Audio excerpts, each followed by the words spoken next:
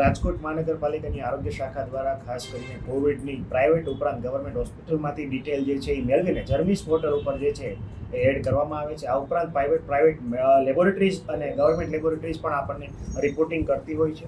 આ જોવા જઈએ તો છેલ્લા 19 તારીખ પછી અત્યાર સુધીમાં કુલ 24 કેસ છે કોવિડના જે છે નોંધાયેલા છે. આજે જે છે ગઈકાલના 24 કલાકની અંદર 8 કેસ જે છે એ નોંધાયેલા છે. જોવા જઈએ તો એક્ટિવ કેસની સંખ્યા હાલ જે છે 23 છે. એક કેસ જે છે સક્સેસફુલી ડિસ્ચાર્જ કરવામાં આવ્યો છે. જોવા જઈએ તો તમામ પ્રકારના કેસીસ છે હાલ હોમ આઇસોલેશનની પરિસ્થિતિમાં જોવા મળી છે. કોઈ પણ પ્રકારની ગંભીર સ્થિતિમાં જોવા નથી મળ્યા. દાખલા તરીકે ભૂતકાળમાં જે કેસીસ જોવા મળ્યા હતા તેમાં શ્વાસ લેવામાં તકલીફ હતી, ઓક્સિજનનું ઘટવું વગેરે બાબતો જોવા મળી હતી. હાલ કોઈ કેસમાં આવા ગંભીર પ્રકારના લક્ષણો જોવા નથી મળ્યા અને મોટાભાગના કેસો હાલ જે છે હોમ આઇસોલેશનમાં છે. એ આપણા માટે રાહતના સમાચાર કહી શકાય. પરંતુ હાલ જે છે કોમ્યુનિટી ટ્રાન્સમિશન છે કોવિડમાં જોવા મળી રહ્યું છે ને કેસની સંખ્યા વધી રહી છે. પ્રાઇવેટ ઉપરાંત ગવર્મેન્ટ લેબોરેટરીમાંથી પણ આપણને કેસ છે એ માહિતી મળી રહી છે. આરોગ્ય શાખાની કામગીરીને લગત ખાસ કરીને કોઈ પણ કેસ આવે એટલે આરોગ્ય શાખા દ્વારા જે તે આરોગ્ય કેન્દ્રના સ્ટાફ દ્વારા છે દરેક કેસનું કોન્ટેક્ટ ટ્રેસિંગ કરવામાં આવે છે, ગૃહ મુલાકાત કરવામાં આવે છે.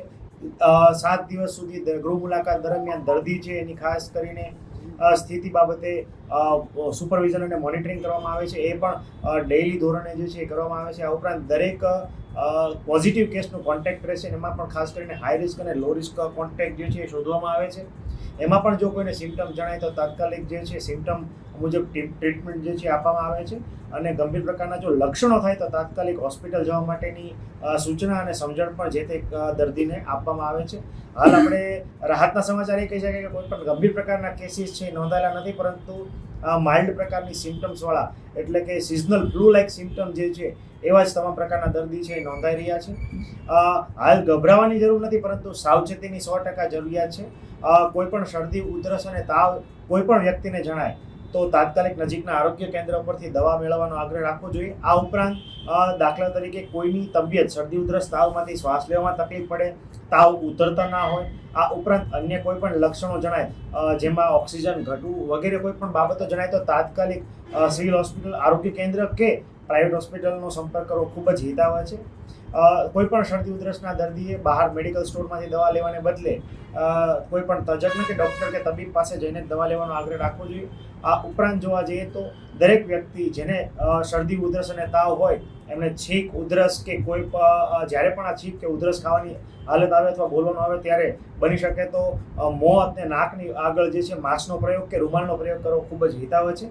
આ ઉપરાંત દરેક વ્યક્તિએ હાલ જે છે કન્જેસ્ટેડ એટલે કે ખૂબ જ ભીડવાળા વિસ્તારમાં જવાનું, જેને શરદી ઉધરસ હોય એમને ખાસ ટાળવું જોઈએ જેથી પોતાનો ચેપ જે છે અન્ય વ્યક્તિઓને ના ફેલાવી શકે. હાલ જે છે એ કોમ્યુનિટી ટ્રાન્સમિશન જે છે જોવા મળી રહ્યું છે. કોઈ પણ પ્રકારની બહારની હિસ્ટ્રી ન હોય છતાં કોવિડના લક્ષણો અને કોવિડ ટેસ્ટ જે છે પોઝિટિવ આવી રહ્યા છે. તો ઘણા લોકોની ફોરેન ટ્રાવેલ હિસ્ટ્રી હતી. હાલ તમામ જેટલા પણ પોઝિટિવ કેસ આવ્યા છે એ તમામનું જીનોમ સિક્વન્સિંગ માટે ગાંધીનગર વાયરોલોજી લેબ ખાતે જે છે સેમ્પલ મોકલવામાં આવી રહ્યા છે. હાલ જે છે કયો સ્ટ્રેન છે એ જે વાયરલ સ્ટ્રેન જે છે એનો રિપોર્ટ આવ્યા બાદ જ આપણને ખબર પડશે. પરંતુ હાલ જે છે લોકલ ટ્રાન્સમિશન જોવા મળ્યું છે ને ઘણા લોકો જે બહારથી ટ્રાવેલ કરીને વિદેશમાં ટ્રાવેલ કરીને આવેલા છે એમણે પણ ખાસ જે છે એ સતર્ક રહેવાની જરૂરિયાત છે. હાલ જે છે રિકવરી ઘણી બધી સારી રીતે જોવા મળી છે. બીજા કે ત્રીજા કે ચોથા દિવસે વ્યક્તિ જે છે એ લક્ષણો વિહીન એટલે કે એસિમ્પ્ટોમેટિક થાય છે અને પૂરેપૂરી સ્વસ્થતા જોવા મળી. હાલ જે છે માસ્ક છે એ પહેરવું ખૂબ હિતાવહ છે. ખાસ કરીને કોઈ પણ ટ્રિપલ લેયર માસ્કથી માંડીને N95 સુધીના કોઈ પણ માસ્ક જે છે જેમને લક્ષણો છે એમને પહેરવા હિતાવહ છે. અને જે લોકો હાઈ રિસ્ક ગ્રુપમાં આવે છે, ખાસ કરીને હું એવા ગ્રુપની વાત કરું છું કે જે લોકો હાઇપરટેન્શન, ડાયાબિટીસ, હૃદયરોગની કોઈ બીમારી, કેન્સરની કિમોથેરાપી થઈ હોય, હાલ કેન્સર જે છે એક્ટિવ ડિઝીઝ અથવા સ્ટેજમાં હોય, અસ્થમેટિક હોય, લંગની કોઈ બીમારી હોય, આ ઉપરાંત કોઈ ઇમ્યુનો કોમ્પ્રોમાઇઝ હોય એટલે કે જેની રોગ પ્રતિકારક શક્તિ ઓછી હોય, આ ઉપરાંત સગર્ભા બહેનો કે જેમને પ્રેગ્નન્ટ લેડીઝ છે, આ ઉપરાંત જેમણે જસ્ટ ડિલિવરી થઈ છે એવી સગર્ભા દાત્રી માતાઓ વગેરે ખાસ જે છે હાલ જે છે તકેદારી રાખવાની ખૂબ જ જરૂરિયાત છે.